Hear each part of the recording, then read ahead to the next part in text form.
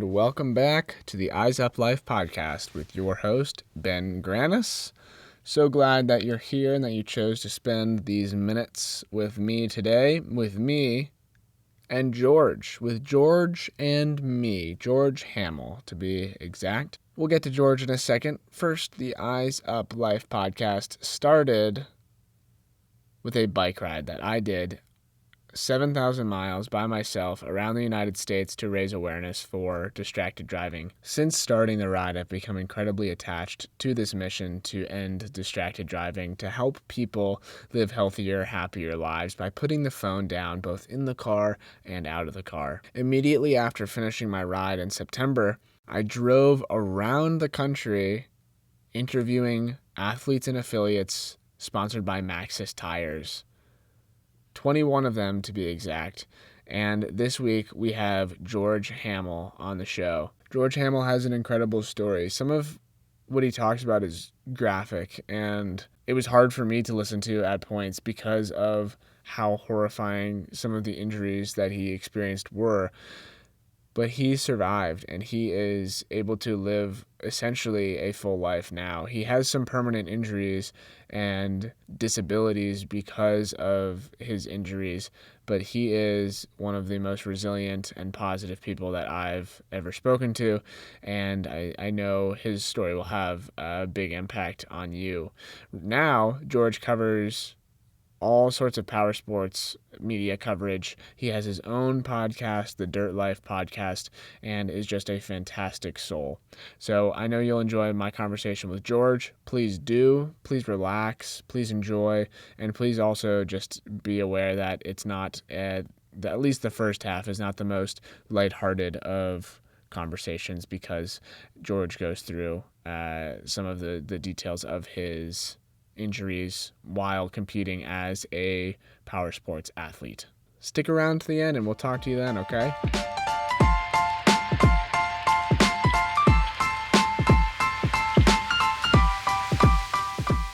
My name is George Hammel. Everybody calls me Georgie, and I've been in the off-road world and the physical activity world for most of my life. And where are you from, George? Can I call you Georgie? Yeah, whatever you want. Georgie, where are you from? So I'm from a small town in Arizona called Vail, Arizona, just south of Tucson. It's really far down south in Arizona, but now we reside in Temecula, California, so Southern California. How long have you been out this way?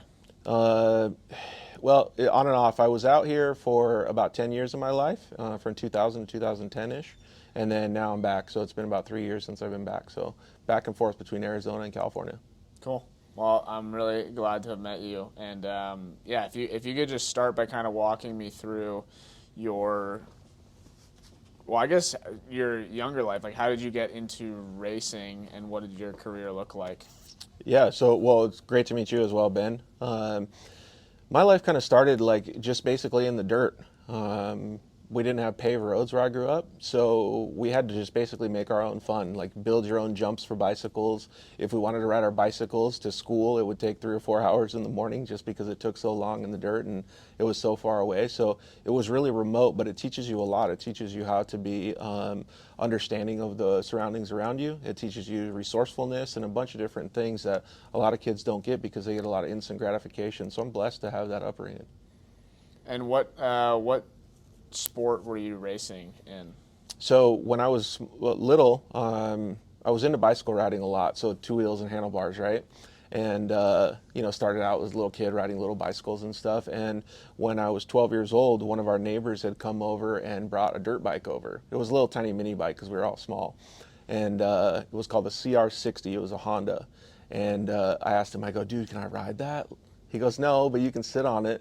And so I cheated a little bit. I sat on it and I rolled down this little 10-foot hill, and I was hooked ever since then. So I kept bugging my dad, and a few years later he ended up bringing me home my own dirt bike. It was pretty cool. And so you got a dirt bike, and then what happened from there? Yeah, so another life lesson is I started racing dirt bikes around age 12 and a half or so, and I turned professional when I was 19. And usually the progression starts when you start at 3 years old or 5 years old, and then you move your way up through the ranks. So I kind of had to fast track all that stuff.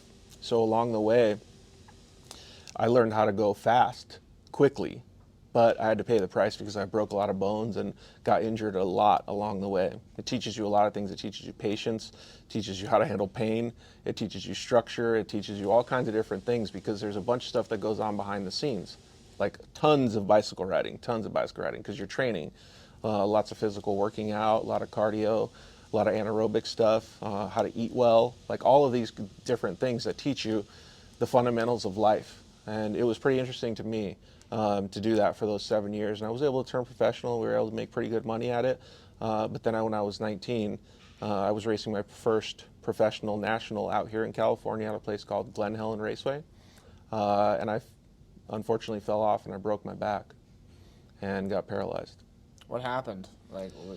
Well, I'll take you through the accident. So I was chasing some of the professionals around, some of the guys that I looked up to and was very fond of. And I was coming down this hill, they call it Mount St. Helens. It's one of the biggest hills on the circuit. Was coming down the hill and I got kind of pulled off the back of the motorcycle because it was really bumpy. And they call it whiskey throttle because you give it full gas when you're giving it, like a twist throttle. And I went over this jump that you kind of go slow over in second gear. I went over it fourth gear wide open, which is very fast. And instead of going over it and kind of moving over it slowly, I hit it as fast as I could go, and I just launched off the back of the bike. It kind of like a bucking bronco. It hit me in the butt and threw me off. So when I flew off the bike, I was in the air, kind of just like rolling up the windows, and I ended up landing on my feet. And when I landed on my feet, I broke both of my legs, my tailbone, my back, my arm, and a little piece of my skull. So it was, the doctors told my family and myself that it was about the equivalent of jumping out of a 6 to 7 story building and landing on the sidewalk on the cement. With your feet? With your feet, because of the impact and the speed and stuff. And it's one of those things that brings you back, right? It teaches you a lot of things. I had my last rites read to me because they didn't think I was going to live through it. They thought I had internal bleeding and a lot of other stuff that was wrong. But it teaches you a lot. It teaches you a lot of, I don't even know how to say it. It teaches you everything. It teaches you patience. It teaches you how to pivot and move ahead in your life.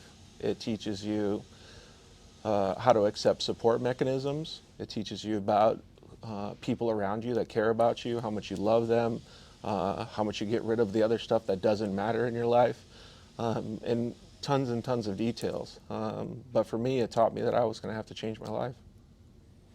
So this was 3 years ago? No, this was in 1998. Oh, okay. What was in 2019? That's another accident that I had. Oh, okay, yeah. Okay. So this really serious one was...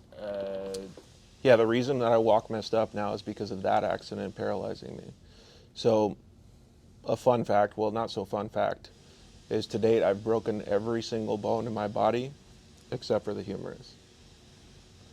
My back 3 times, numerous wrists and ankles and different things like that. I have a 16-inch rod from the middle of my femur all the way up to the top of my hip where my pelvis is. I've had my spleen taken out. I've had 2 different back surgeries to get put back together. And like you mentioned before, we'll get to it, but in 2019 I crushed my skull. So what were the few years, or however, like, what was your recovery like after the accident in 1998? It was pretty gnarly because, like, when you have your first major accident, not that I want anybody to have to understand this, but I've been through 3 major accidents, and after that first major one, I really didn't know what to do. It's like a new beginning, so to speak. And that new beginning meant that I had to change everything. I couldn't walk anymore, but I wanted to. So I had discussions with my family, and they said, computers are kind of the new thing. Like, let's get into computers. And I said, I don't want to do that. Like, I'm used to handlebars and wheels. Like, that's where I want to go. But soon I figured out it was very difficult to do even normal tasks, like brush your teeth or take a shower. So I decided maybe I should take the computer stuff.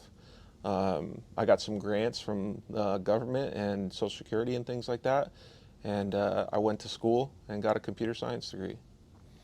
So it was pretty difficult, though, because from the time in 1998 when I broke my back it was about 5 years that I was in a wheelchair. So I had to do all that stuff in a wheelchair and do rehab and try to pivot my life during that time. It was very difficult, but I'm proud that I worked so hard at it because today I can walk, even with the limp, but I can walk. Yeah, I mean, so how long were you paralyzed for? I'm still paralyzed to this day, but I use ankle braces to walk around. And it was about 5 to 7 years in that time frame that I was able to start walking and doing physical activities and getting better again. And the instant I could get back on a bicycle, I did, man. What kept you going and determined to get back to a point where you could ride I a think bike? it's I think it's kind of those things like when we're talking about growing up. You really learn that those things mean a lot to you, right? Because you had to try so hard. I mean, like growing up and being a person that had to build bicycle tracks from scratch, I thought, I could do anything. Like that's what I learned. And so when I started getting better and seeing my body heal up and do better and training hard to just rehab, I thought that there was no limit. Like I maybe call it naive, but I didn't see any limit in my eyes. I didn't picture myself being paralyzed. I pictured myself as getting better. Yeah, the mental side of things is huge when getting through anything, right? The mental side is massive, massive. Like I always tell everybody, you have no idea until it happens how strong you can be. So, so you've made a ton of progress, and it sounds like you got back into racing. And Yeah, so during that time, I'll give a little bit of backstory too. So that computer science degree propelled me to do a lot of cool things. It gave me the opportunity to move to Southern California to get a job in the computer world, but I decided not to go like work for like IBM or Hewlett Packard or anything like that. I decided I wanted to go work in action sports. I really liked the stuff that I had done before, like motocross and stuff. So I ended up getting a job at a company called Spy Optic. They make sunglasses. And the reason that I got that job was because I wasn't the computer guy with the pocket protector. I was a computer guy that could talk the language with all of the people that were there, right? Which is a huge help in any business. Through that, I was able to make a bunch of connections. I started working with companies like Atticus and Macbeth and actually became partners with Mark and Tom from Blink 182. So it was like this new culture and career that I was in, like with music and action sports and all this great stuff, because I put myself in a good position and was educated. So I had the opportunity to work with so many artists over the years. I still work with the Ramones, the Misfits, all of those guys, and it's really, really meaningful to me to have that longevity and all of those great partners. One of the coolest things that I've done so far is I helped build GoPro from the ground up. When the owner, Nicholas Woodman, was sitting on the beach in his Volkswagen starting the company, I was helping him build websites and stuff because I could talk the language. So it was really cool to have those opportunities, and I think a lot of it came from them seeing my drive in life and being able to understand that I would give that same amount of effort to them.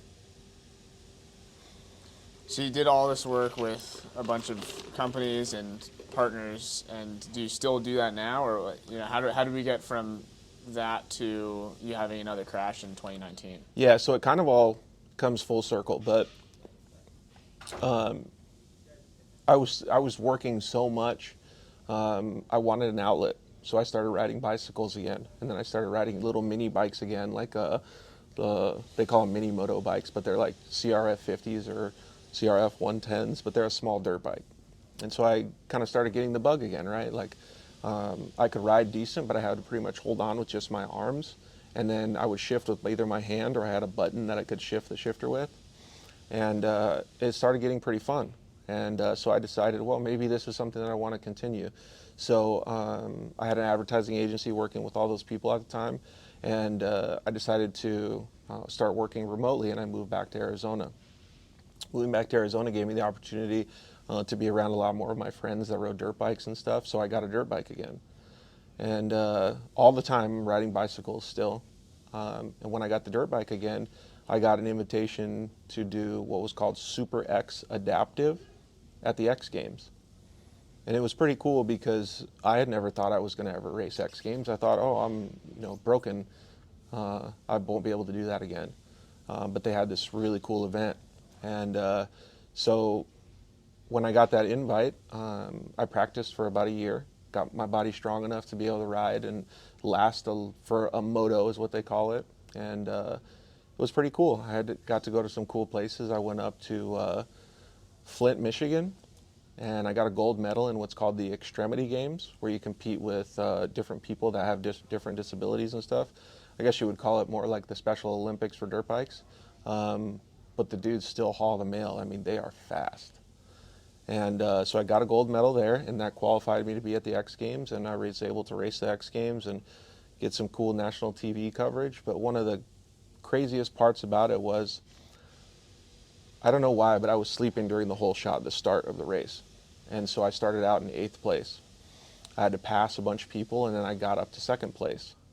And while I was in 2nd place, I made a small mistake, and I was going around a corner, and it's called high-sided, but I kind of tipped the dirt bike up, and it flipped me over the top side of it.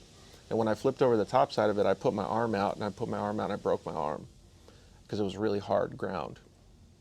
When I broke my arm, I was so upset at myself and learning all the things that I had in the past, like broken bones and stuff.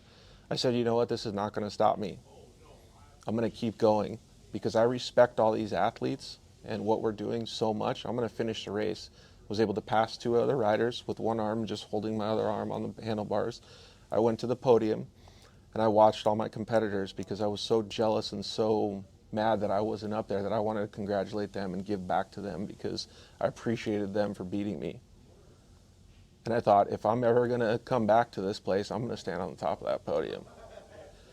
And congratulated them, went to Taco Bell, got some food, and then went to the hospital and got my arm fixed. First things first, right? Yeah, exactly. But the crazy part about that was it kind of comes full circle like we were talking about. And I learned a lot about marketing that day because all my partners got the best value that I could have ever given them because I was one of the only athletes that had ever made SportsCenter from the X Games.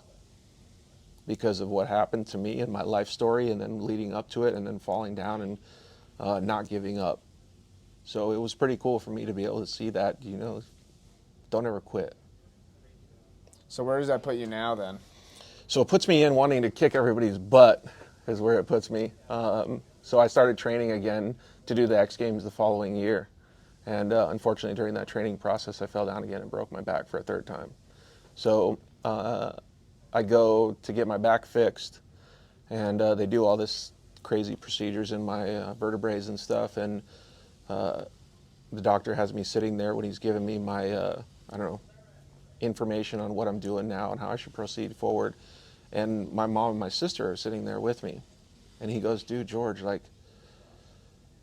don't think you should ride dirt bikes anymore. If you keep getting hurt, there's going to be a point where we're not going to fix you. You can't keep doing this.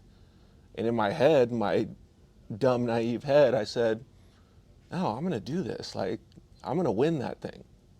But then I turned to the side and I saw my mom and my sister, and both of them were crying. So I thought to myself, dude, you gotta readjust your perception. You gotta do something else. And that was the start to me riding road bikes, pedal bikes, like Lance Armstrong kind of thing. And that was a start to me building a different life for myself. A start that I was really proud of.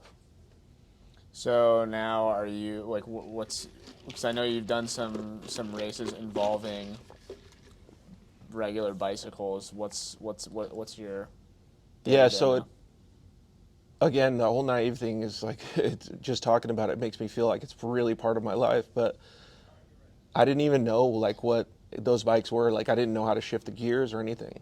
And so I just said, okay, well, if I can ride a mountain bike, I can ride a road bike. And so I've got a road bike, just a cheap one, like $1,000 one or whatever. And I started learning how to ride it. I had to use, are they called clipless pedals, but the ones that you clip in where you have your feet attached to the pedals. And those helped me because those kept my feet from moving around because I can't control the lower portion of my body very well. So I was able to start doing that, and I was able to, I'd go 10 miles, then I went 20 miles, and I remember going my first 25-mile ride, I was like, I didn't even know bicycles could go this far. Like, it was so cool to me because it was a whole new world, and I started seeing like all of this perception open up in my head. Like, you can actually go exploring while you're getting a workout. Like, this is amazing. And so I started even doing more bicycle riding, and they have some events in southern Arizona called like the Tour de Mesa, the Tour de Scottsdale, and a big one called the El Tour de Tucson. And so I thought, okay, cool. I've ridden for about a year or so. I'll try to do a bicycle race. And I enrolled in a 45 mile or 40 mile hour or 40 mile event called El Tour de Tucson, and I was able to complete that. And so I was like blown away by what I was able to do, because I'm this dude that was supposed to be in a wheelchair, but I just pedaled for 40 miles in a bike race, and I beat all these people that don't have anything wrong with them. Like, this is amazing. So it's pretty cool to see that. And then along that journey, a lot of stuff happened. I was able to create marketing partners. I got a sponsorship from a company called Supercuts. It's a national haircut chain.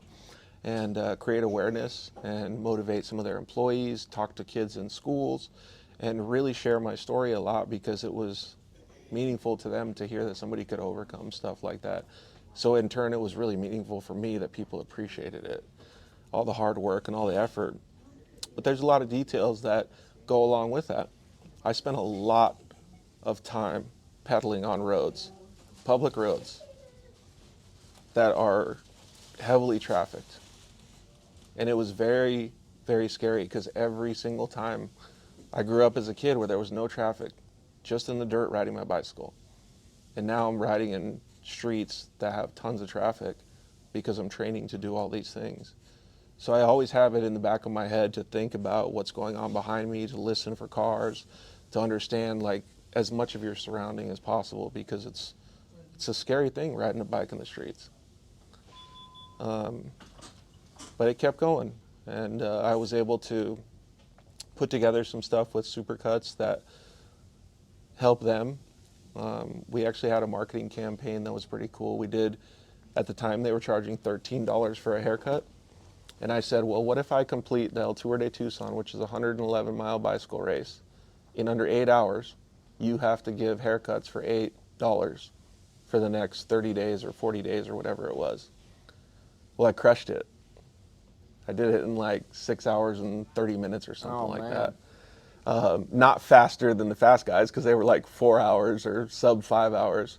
But I was mid-pack as a disabled individual, and I was able to get everybody in the southern Arizona region haircuts for $8 instead of 13. So it was cool, because it really benefited the company a lot, because they got a lot of return customers, they got a lot of new customers, and it ended up making them a lot of money, which I understood as a good marketing campaign. So I was really proud of my business acumen and understanding what I could do to help the community. Did I see that you were riding a Supercuts off-road like truck? Yeah, so that was my 5-year goal. So the reason that I started doing the pedal bike stuff was because at the time I had a client that raced off-road trucks, and his name was Casey Curry. And I thought they were super cool, because it was like dirt bikes but with a roll cage, so I couldn't get hurt. And so my 5-year goal was to start getting sponsors and to be able to pay for that type of off-road racing, because it's very expensive.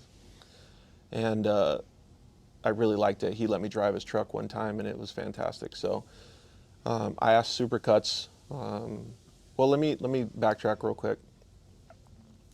After I completed that 111-mile bicycle race, I got invited to do the Ironman, which is a triathlon. And at the time, I didn't even know what a triathlon was.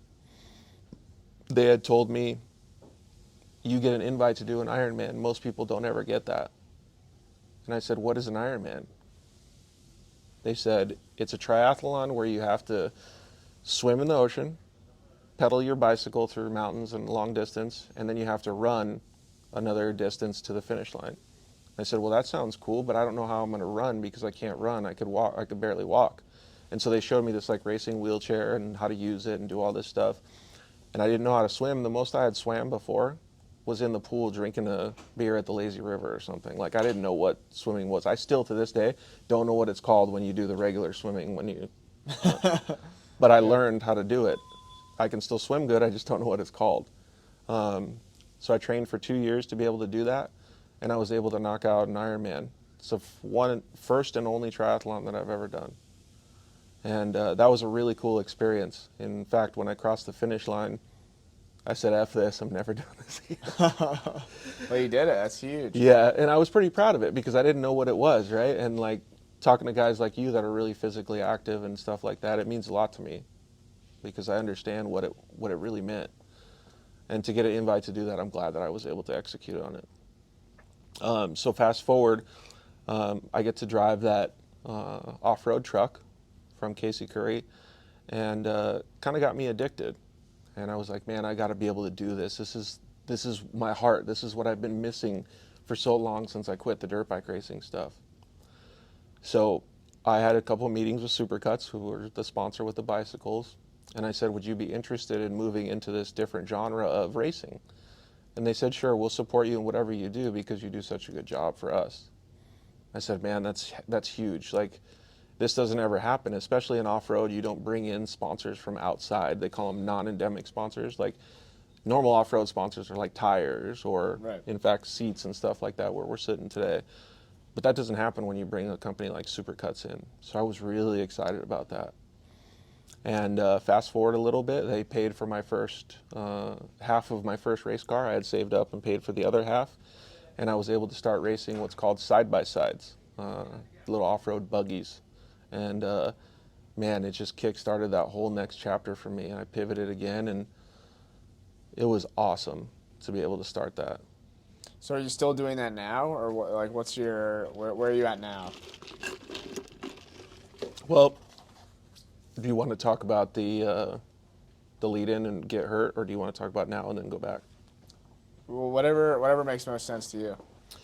So after racing the side-by-side for a little while, it was pretty cool for me. Like, I was like stoked on it because it was like getting on a dirt bike but with four wheels. It was a lot of work, but I was able to, within it was about 2.5, 3 year period, get support from Yamaha, which is one of the major manufacturers of side-by-sides, dirt bikes, and stuff like that. And that was so cool for me, man, because getting support from a company like that just doesn't happen. And for me to be able to do it, especially not being an able-bodied person, you know, having the limitations that I do, it was so meaningful. I did a bunch of great things, like we were on the podium so many times and we won races, and it was just fantastic. Like, it was a great life, and I still to this day live in the off-road culture. But I switched gears because in 2019 I had a really bad accident, and that accident unfortunately caused me, I'm lucky that I'm sitting here today, but it caused me to lose my life. I was at the what's called UTV World Championships in Laughlin, Nevada, and I got hit by another car. Like, I still remember it vividly, but again, I didn't get a good start, but I had moved up towards the front of the pack, and I was going to pass another driver, and right as I come to pass him, I bump into his tire because he hit the brakes or something, he or she, and I tipped it up on its side, and I almost saved it, but I just barely tipped it over and landed right on my side. And so I couldn't move. And so I had to get out of the car to be able to try to evaluate the situation and get off the track for safety. So I got out of the car and I walked to the side of the track, and I waited for other drivers to pass by so the track was clear. And I walked back down after the track was clear, and I tried to push the car back over, but it was too heavy. I couldn't do it. So I said, okay, my race is done. Unfortunately, I won't be able to finish, but I'll walk back to the side of the track, and I'll wait for the rescue team to come get me, and then I'll go, lick my wounds, so to speak.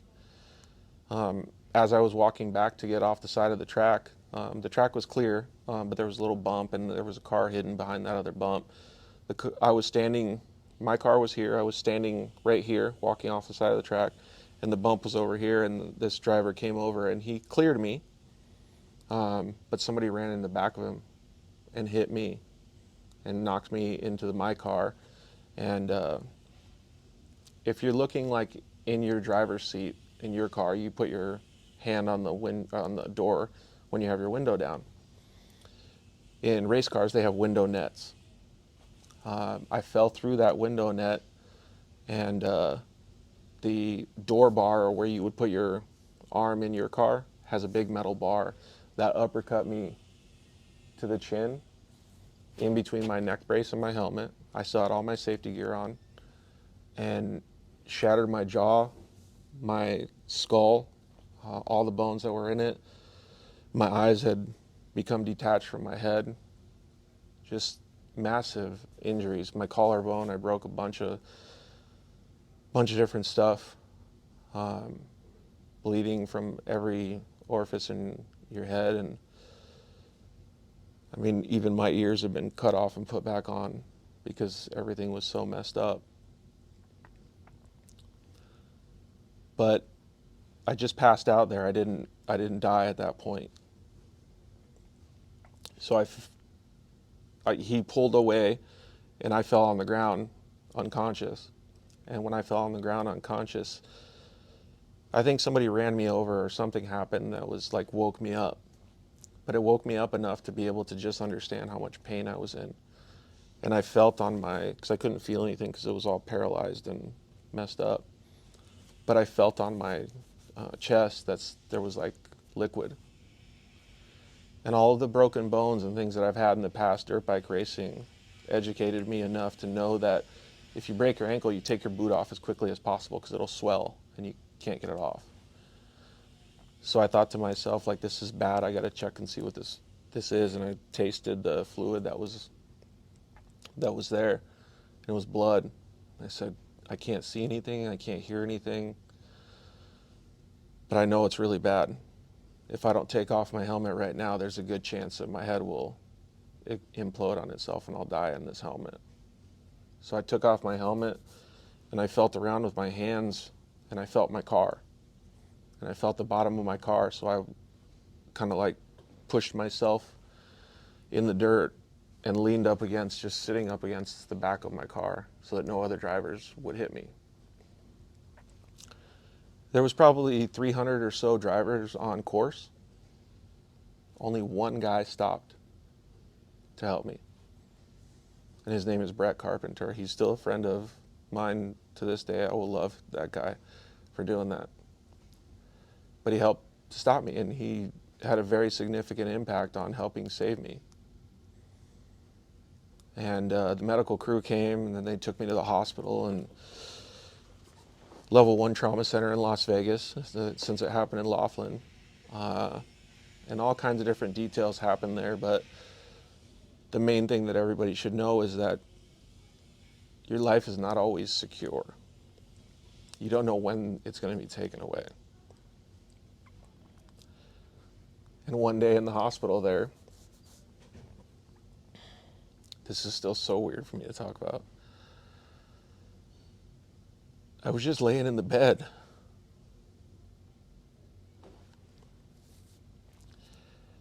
And the guy, like, I kept asking the nurse, I'm like, dude, I'm hurting so bad. Can you just give me some more pain medicine?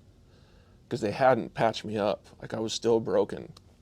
And they had me sitting there for about a week, still broken, because there's what's a thing in your body called spinal fluid, and they can't do surgery until your spinal fluid stops leaking because it'll kill you.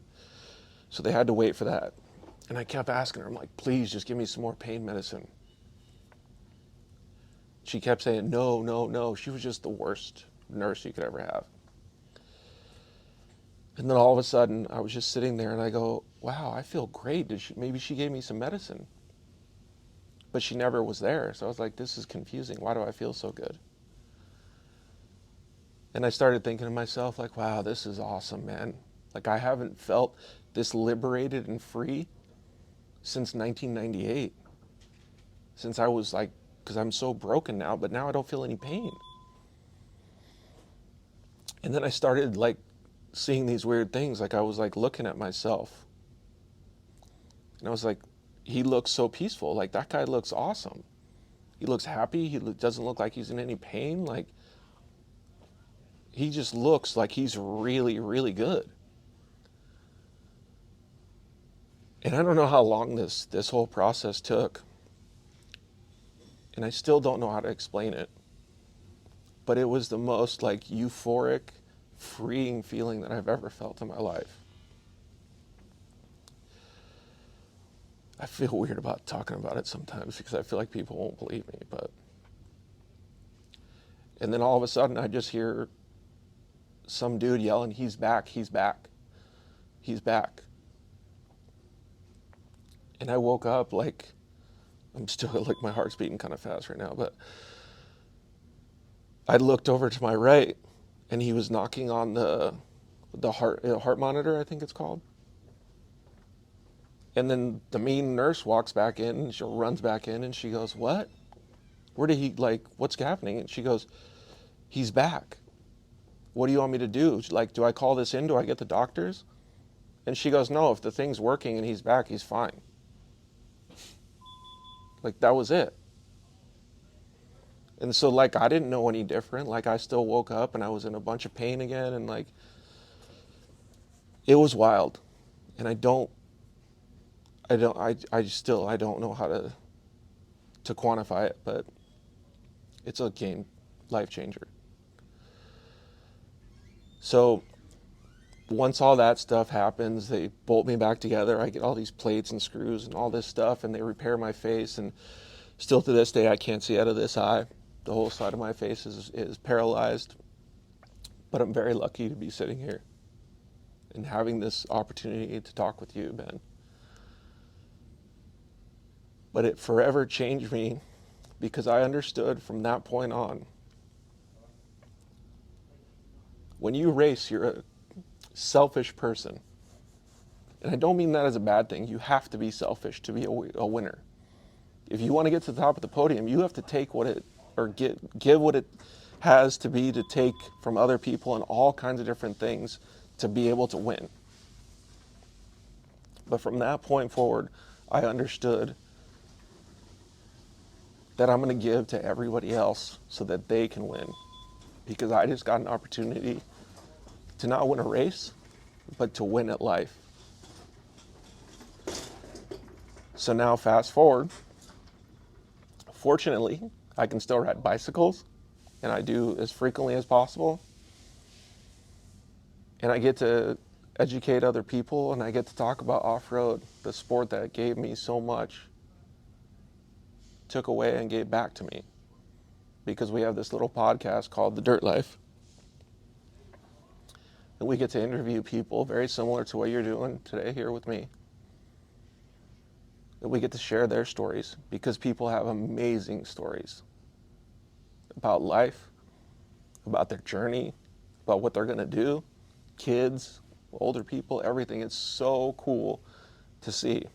So now it's my piece and my time to give back. Wow, I can't believe all of that, and you're here being chipper and having such a great attitude. Well, I appreciate that for sure. You said at the beginning of the interview, it's mental strength, right? Well, life teaches you a lot about mental strength. Not that I want anybody to be in the same situation I am, but I would love it if other people could see some of the things that I've seen so that they could have that same mental strength. Absolutely. So it's kind of hard to pivot to distracted driving and that side of things, but I think you have a really interesting perspective on life and really can appreciate the value of every moment that we have here living. So I'd be curious to hear what your relationship is to just any sort of distractions in the car now, having gone through what you've gone through, and what you'd say to people who are guilty of driving distracted to help them understand the gravity of what they're doing. Well, I think it's always difficult to make people understand the magnitude of what can happen when you are a distracted driver, or what you could do if you're distracted while driving. A lot of people take advantage of just being able to turn a steering wheel and get on their cell phone or whatever, but it's horrible.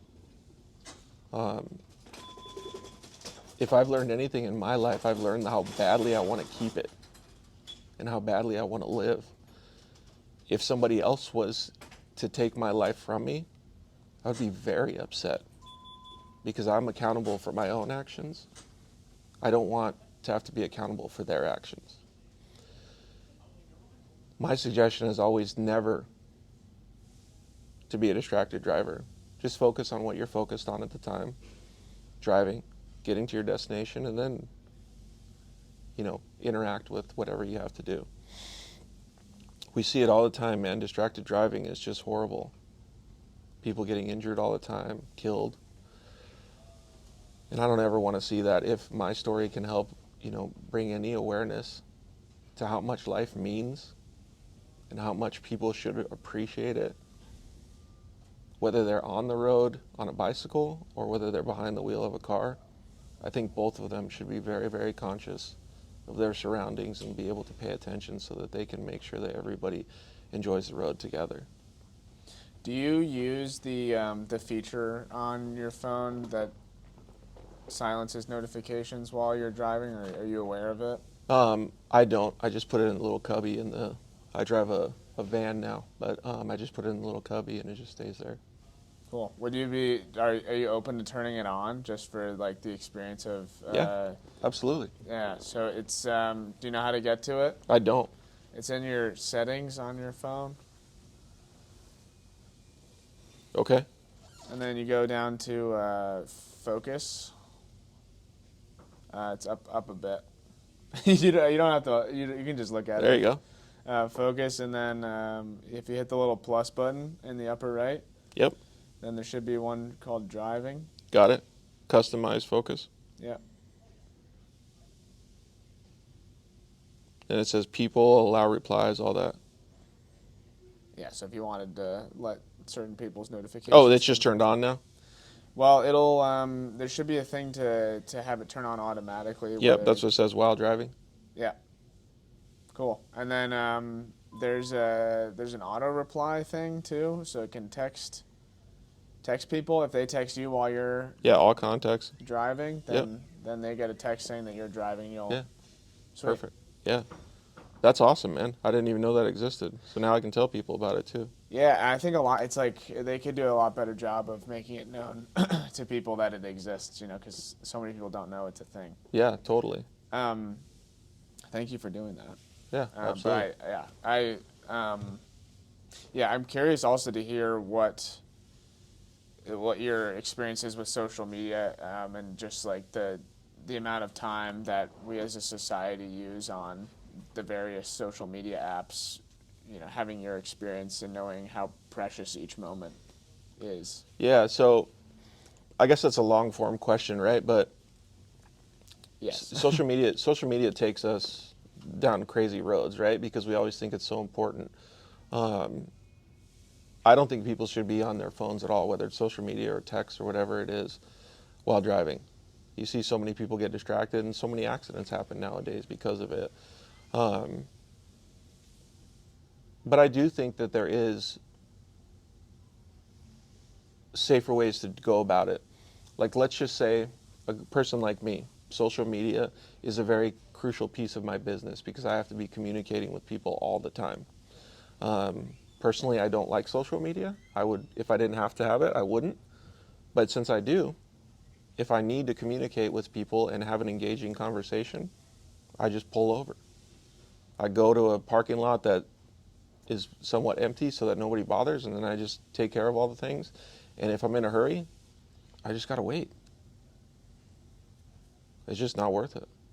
How about when you're off the road? Because social media is an important part of promoting yourself and your business and all the good things that you're doing. How do you balance, the productive side of it versus, getting swept up in the nonsense side of it? Yeah, so to be pretty honest with you, I don't even bother with the nonsense stuff. Like I really don't even use it very much for what do you want to call it? Personal communication. I use it because I post things that I like, things that I'm into, but I don't do it as like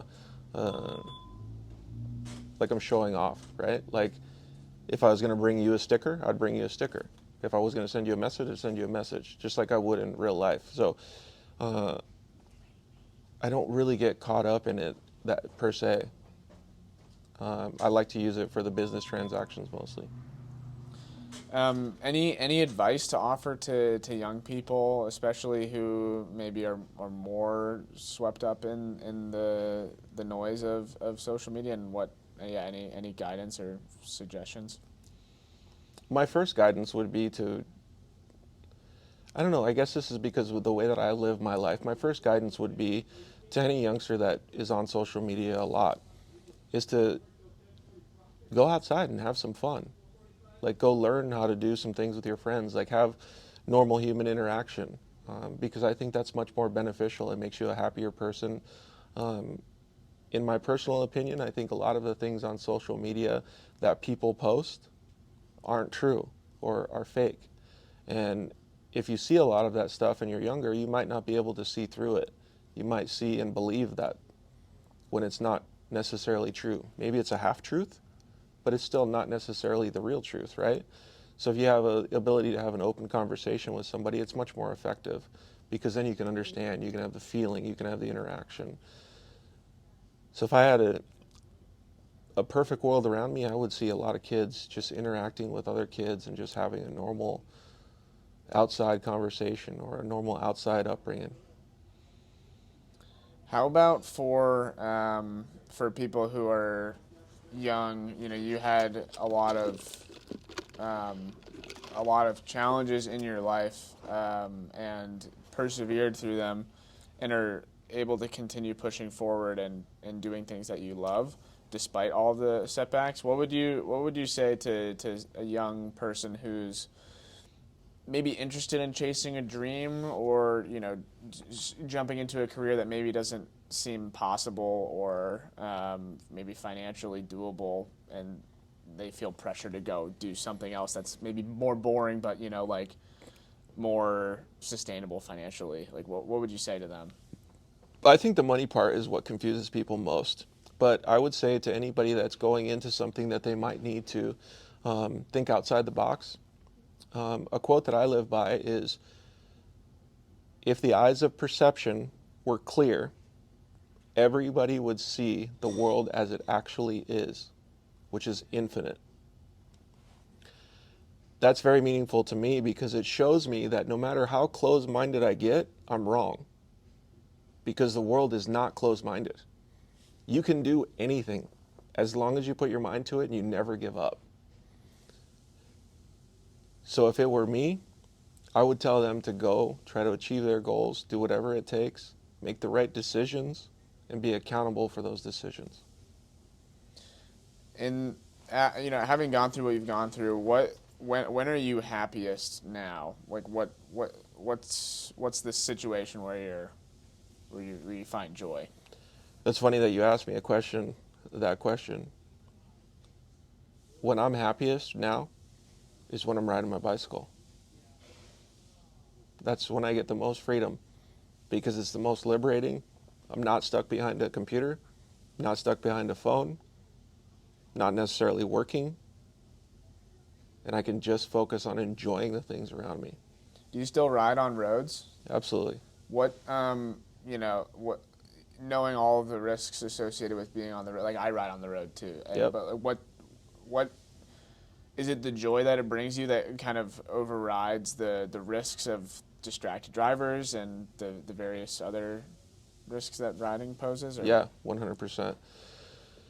Just riding my bicycle is just one of the most liberating things on the planet. So, especially in my situation and with the body that I have these days, it gives me the opportunity to experience something that I wasn't supposed to ever be able to experience. So I love being on my bicycle. Does it still scare the crap out of me? Yes, 100%. Especially in Arizona, we had great roads, big old bike lanes, all that stuff. Here, you don't. You ride on the road. Sometimes you can't even ride on the other side of the white line. But I still like doing it so much that I want to make sure that I just enjoy my life as much as possible.